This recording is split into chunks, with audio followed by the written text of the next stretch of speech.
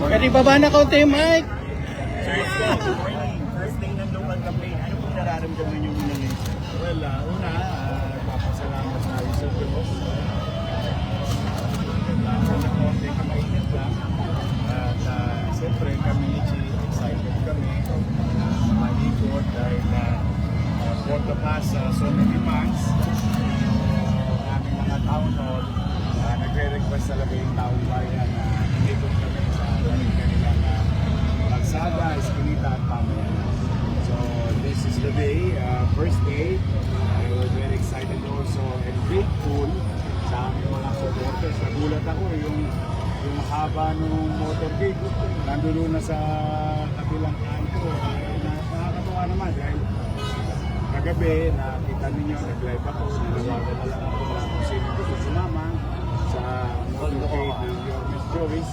Kami nila Chi ay maaari silang sumama. Now, having said that, of course, we wish that everyone will be safe. Yun ang pinalangin namin kanina na pinalangin namin sana nga ligtas, kapayapa itong halalan ito sa Maynila at siyempre sa buong bansa. We're number one case of survey sa mayoral race. So ano po ang natin di pa ba yung pangangapanyang gagawin niyo this time around? We will do what we have to do, Chichi and I, and the entire team ng Your Miss Joyce. But kunin ko na yung pagkakataon na ito na makapagpasalamat sa mga batang Maynila, sa mga lolo't lola ko, o mga senior citizens sa lungsod, mga nanay-tatay. Maraming salamat sa matatag na suporta ninyo simula noong tayo nag-file ng candidacy noong October 8 at hanggang ngayon ay pinagpapasalamat ko. At sana samahan niyo po kami hanggang sa dulo. Maihatid natin ang tagumpay ng Iskochi, ng buong Your Miss Joyce para sa mga mayan ng lungsod ng Maynila. Sir, yung filing pa lang nung COC, kabi-kabila na yung mga parinigan mula sa kabilang kapwa and even the supporters. Now that the campaign has officially started, what are we gonna expect? Ako naman, mabigat na ang tagubilin ko sa Your Miss Joyce. Kahit nung town hall meeting namin, na ginawa kasama ang mga taong bayan, sabi ko, ako kung kayo ay re-electionista, sabi ko, mag-report na lang kayo sa taong bayan. O kayo naman ay first time tatakbo, sabihin nyo na lang kung ano ang gagawin. Sabi ko sa kanila, don't engage in mudslinging and all other unnecessary things that may hurt o makasakit ng damdamin ng kapwa o ng kalaban. So, you're going to expect from us na we will not venture into that mode of campaign. Basta ang importante rito yung taong bayan. Yorme, ano mo platforms po natin? Of course, yung inihiling ng taong bayan. Sa town hall namin, one thing is common. Ang worry ng taong bayan ngayon, yung nangadugyot ulit ang Maynila.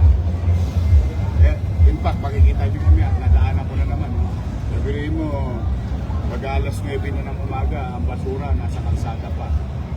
Talagang kinocomplain yun ng mga taga Maynila. Second, bukod sa paglilinis ng Maynila, ibabalik natin ang kapanatagan ng pamumuhay sa Maynila. And that's why, as you all know, kung mapapansin nyo lang, bakit tayo sa Arten magsisimula. Itong Arten, sa mga nagdaang linggo, buwan at taon, ay naging laman ng balita. Dito nakita na parang walang gobyerno sa Maynila. Kaya muling natatakot ang mga nanay at tatay na baka mapahamak ang kanilang mga anak. Dahil yung mga Malonges nagpapalikan na sa Maynila. So I told the people of Manila, pumanatag sila, may awaan Diyos sa tulong nila, kami ni Chief at ang buong Your Miss Joyce, ipapalik natin ang kapanatagan sa lungsod ng Maynila.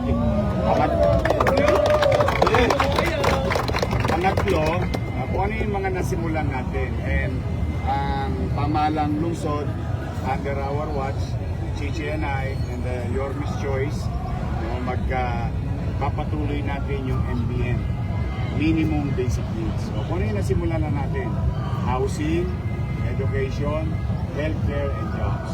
Yung kabuhayan, yung livelihood ng ating mga batang Maynila. Sir, yung about dun sa main criticism sa inyo, yung about yung sa debt ng Manila, yung sa utang ng Manila. Alam mo yung taong bayan yun eh. Ang importante naman, ako, at least, hindi ko alam sa mga manonood. I will let the people judge. Isa lang ang sigurado, walang nagutom sa Maynila noong panahon ng pandemya. Nakatawid tayo. We will do what we have to do as leaders of our respective LGUs para iraos mo ang iyong nasasakupan.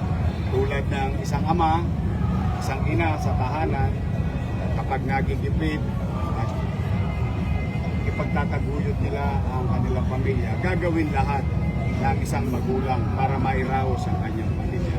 And that's what we did. And it was never hide. Hindi yan naitago, dahil at hala yan, at kasama ko naman silang gumawa niyan. And I will let the people decide. Mayor, syempre po ng unang term, di ba? Sabi niyo marami kayong nasimulan and then nagkaroon ng pause and then this time you're coming back. Siguro for your supporters na lang, can they expect continuity na in the long term? Umasa po kayo. Isang dekada po to, may awa ang Diyos.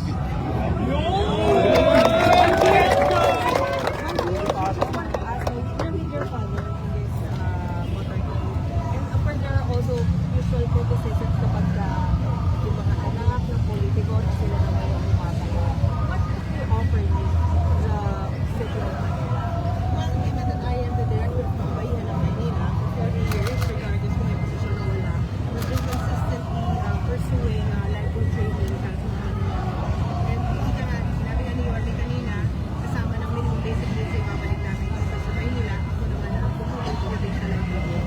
And I see myself, given that I am the youngest daughter of former Mayor Lito Atienza, I've been trained to continue the legacy that he has built here. Ano ang advice niya specifically sa'yo?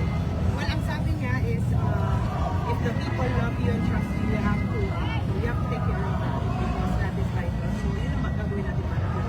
Kung ako ay magpapasama niyo na bilang isang alcalde, aalagaan ko ang trust at mamahalin ko na buong because I am here to leave a legacy of you. What kind of dynamics or partnership can we expect from the both sides? First time na tayo together.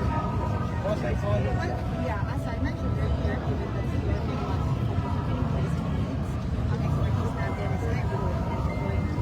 And for 40 years, kahit wala pa ako, may resibo na ako. Tuloy-tuloy, kasi isilong natin ang livelihood programs, livelihood training at sila. Hindi tayo tutulong sa atin. Okay na. Thank you.